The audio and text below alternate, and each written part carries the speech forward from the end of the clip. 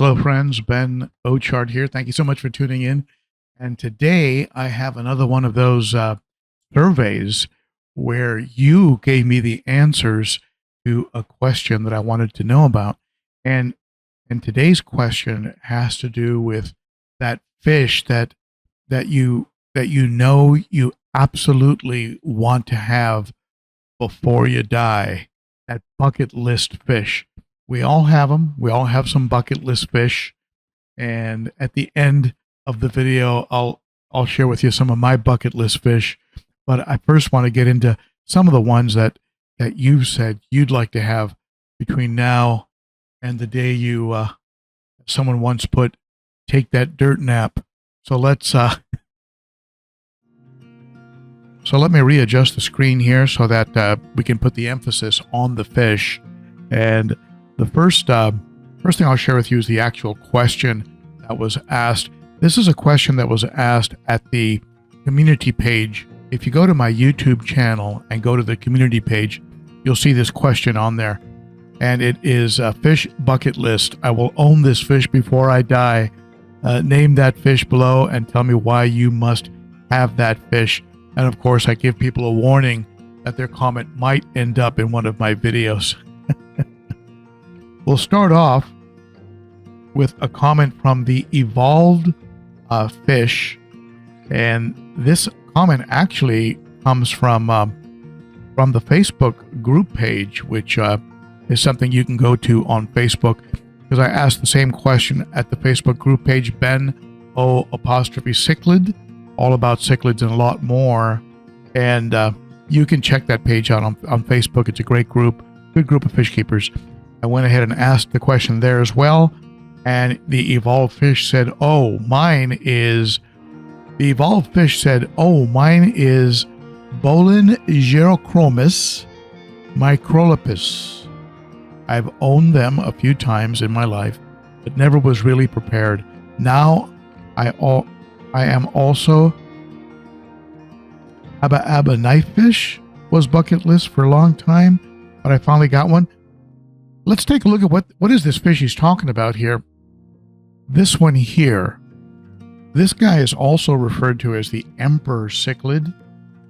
The males can get up to 3 feet long, females 2.5 feet long. I saw one of them for sale on the internet for about $130. I'm sure this picture doesn't do them justice, especially when they get up around 3 feet. But this is from Lake Tanganyika. But if you're going to have this fish, you're gonna need about 1,000 gallons. 500 when they're about midway through life. But you're gonna need a lot of room. And if you have a pair of them, you're gonna have to be well in excess of 500 gallons. These are monster fish, and I'm sure they're incredibly impressive. When they're younger, they can be omnivores, but as they get older, they become more and more predators. And so you probably do get to a point where, especially as they get over 2 feet and the males approximate 3 feet, it's going to have to be the only fish you have in that giant aquarium. So anyway, Evolved Fish, if you get one of those, do you have an above ground pool? Or maybe an in the ground pool that you can convert into your aquarium. But that would certainly be an interesting fish to have. Next, we have a comment from James White, another comment that came in through the Facebook page. And James is looking for a Buachromis Ultratus, even more rare than the Lepturus green, which I've had and bred. That's a beautiful fish. That's an absolutely beautiful fish. And love the colors, love the body shape on this fish. And let me make him a little bigger here so you can see him. See the fish even better. That's a pretty impressive specimen. Reminds me in body shape to a fire hap. Long pectoral fins, long anal fin. Just a beautiful dorsal. That's a beautiful fish. And that fish, interestingly enough, is referred to as a pack predator. it actually likes to hunt with other fish of its kind. And boy, that must be a nightmare for fry. They're just kind of hanging around and minding their own business. So, beautiful fish. Thank you for that. Our next comment has to do with a fish that looks a lot like a frontosa, and it comes from Mr. Murfin Perf, wild caught colony of Siphotilapia Gibberosa, Kampa. Had them several years ago. Would love to get another colony. They are ridiculously hard to find. I think I had a hard time finding a picture of that fish, but I was able to dig one up. You can see it here. It's that variety of frontosa type fish with a lot of blue in the body, which is my favorite. I mean, imagine this fish at up around over 10 inches. This would be just a beautiful fish. I can only imagine how they would look in a colony, maybe with a black background, black substrate, few rocks and caves. Be just a beautiful group. Again, you're probably going to need a pretty good sized tank. I'm thinking you would probably be in the realm of 200 to 300 gallons. Would probably be where they would be the happiest. So just something to consider if you're thinking about getting this fish. Beautiful fish. The next comment comes also from YouTube. Tysemp. And Tysemp here says, I want a school of festive cichlids in a tank large enough to also have a school of angels with them. I just want to see how these guys react.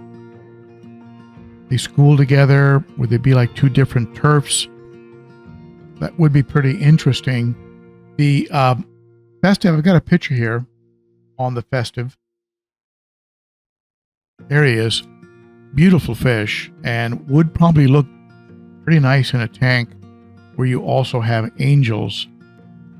They come from Paraguay, are relatively peaceful, and can get between 8 and 10 inches. So, yeah, a group of those, unless you have a pretty mature group of angels, they could be a little bit intimidating to the angels. And again, fish that are 8 to 10 inches, I would say you're looking at a 125-gallon aquarium. But very interesting selection there. Tysemp on YouTube. Beautiful fish, festive fish. Our next comment also comes from Facebook, and this is Jose Abril. Wants a Buachromis gracilis, and I have a sample of him for you here. There he is, a picture that I borrowed from Ron's Cichlids. That's a beautiful fish. Look at the dorsal on that fish and the beautiful wide tail. That's a good looking fish right there. Love the white and yellow. And also that beautiful anal fin just gives it a real beautiful long angular look. Reminds me a little bit of the Johnsoni, the Placidochromis johnsoni, or the Johnsoni solo they call them sometimes. But this fish is from Lake Malawi, can get over 8 inches, is very, very rare. Usually at around 5 inches, you'll pay $100 for them. Mildly aggressive, but African cichlids mildly aggressive means that he'll kill fish while you're looking, as opposed to hunting them in the dark. Probably not. These guys back here, they're all considered aggressive, but you don't see them going like in a bloodthirsty chase after each other. That's a really pretty fish, and I guess Ron's probably has them in stock. Not a fish I was that familiar with, actually. And again, another one coming off of Facebook. And this is from Caprian Warren, an Autopharynx and the species Nova. My local fish store had them for a single day during the pandemic and I was too slow on the pickup. They sold out immediately. Due to supply chain issues, they couldn't restock for 3 years. I jumped on the chance earlier this year, but he sadly didn't survive the acclimation period. Wow. Here, I'll show you a picture of that fish. And you know, I love Autopharynx tetrastigma, one of the fish I plan to add to the aquarium behind me. I've owned them in the past. Love that fish. But Autopharynx species Nova, and I've got a few, let me see, I got some notes on that fish. Also called a blue longnose, considered very rare. At about 5 inches, you're gonna come in at about $90. They can get between 8 and 9 inches, so a decent sized fish. Not as big as maybe a Malawi trout, or very few cichlids are, except for that emperor cichlid, right, from Lake Tanganyika, 3 feet long. What a monster! But that's another very beautiful fish. Again, reminds me a little bit of that shape of the of that Johnson I Solo, that long, beautiful shape. Doesn't quite have the large, elaborate dorsal that you'll see on that other fish, but a very beautiful fish for sure. That's a good selection there. The next fish is a fish you're probably familiar with. Maybe these up until now have been a little bit rare, but the next fish was thrown into the mix by Poet119 on YouTube. Paradise fish for their beauty and personality. Interesting. And paradise fish, of course, come in all shapes, or not so much shapes, but in different color varieties, sometimes with more red, more green, maybe a little bit over into yellow. They're a beautiful fish. Their fins are gorgeous. I did, in researching them, I was kind of surprised to hear that they can be a little edgy. And let me see if I can get my notes here on this guy. It's a type of gourami. This is a type of gourami from East Asia that can get up to 4 inches. But they can have some attitude once they put on size, and very often you can only have one of them in an aquarium because they can be really hard on each other. And that's definitely not a fish that you would want beating up each other and having a lot of fin damage. So you'd probably have them in a tank where they were relatively safe, right? And not too worried about getting beaten up. Paradise fish. I've seen them in shops. They're not super rare, but rare to some degree. Zen Ginger jumped in here and was talking about seahorses, which I love, and of course those are very rare, but that's a saltwater fish, a saltwater species. But for freshwater, wants a Cichlids Puffer. Wants them both. They're so much fun to watch. Never owned either. Seahorses are fairly rare, and the puffers, I've heard, like to have buddies. I think puffers are very cool. I was very interested to find out they can last 10, 15 years sometimes in the right conditions. And I'll show you the puffer that Zen Ginger is talking about. Look how cute this little guy is. Now, how rare is he? How about $322 rare?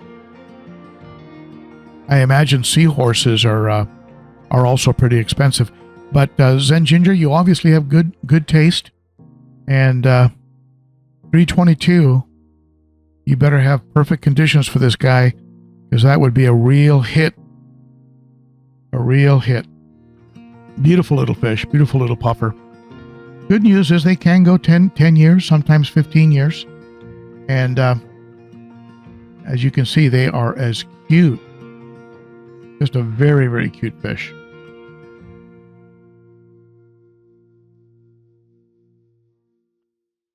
I'm not at a point where I think I'm ready to pay $300 for a puffer. So I'm not even sure if I can even add that to my bucket list. in all honesty. SC Aquariums, I'd have to say one of the really large haps. So hard to choose just one. I've always really liked the Aniolithrinops Fluorescea Huda. Adam C. used to have a nice group. What is he talking about here? GC Aquariums, the Aniolithrinops Fluorescea Huda. Interesting. Never heard of that fish. Has the same ending as a Lethrinops, but it starts with a T. Taeniole. Aniolithrinops Fluorescea Huda. I do have a picture of one. Beautiful fish. Does have coloration similar to a Lethrinops. This picture taken from the Live Fish Direct webpage. What beautiful different hues and colors on the body of that fish. Absolutely beautiful. Look at the prominent egg spots and the large dorsal. That's a beauty. That's a beauty. Considered very, very rare. Can get up to 12 inches.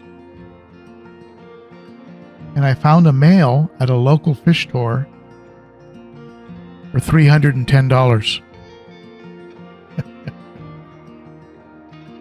He will not be on my bucket list, but that is one beautiful fish. You got to have the budget and the temperament. Man, oh man. You have a fish like that die on you because you make a mistake in a water change. What are you going to do?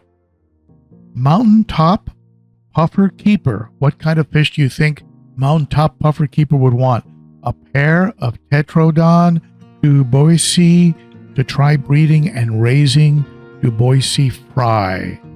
Mountaintop. Well, here you go. Look at the face on that guy. What a cute puffer. Considered very rare. From the lower Congo River, they get to about 4 inches. They like to be in an aquarium with a fair amount of current, right? Some water movement. Now, are you sitting down? Are you sitting down, Mountaintop Puffer Keeper? I found one of them, not a breeding group, one of them, $650. If you have the temperament and the budget, you can end up with a beautiful, beautiful puffer. And like I said, the good news is they'll probably last you around 10 years or more if you take good care of them.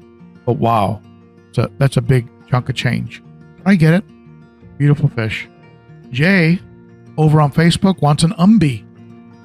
The OG before the abomination otherwise known as flower horn madness ensued. An umbi. All right. Well, what the heck's an umbi?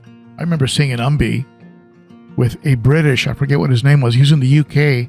He had a giant one. Look at this guy. This guy's a beast. This is called an umbi, and they can be very aggressive. Eventually, you'll end up with just the umbi or maybe a pair in a dedicated tank with just the two of them.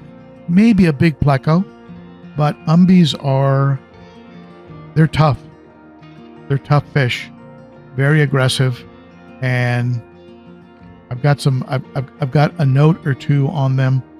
Beautiful fish. Can get up to, they need a minimum of 150 gallons, can get up over a foot long, over 12 inches, are described as a fierce predator.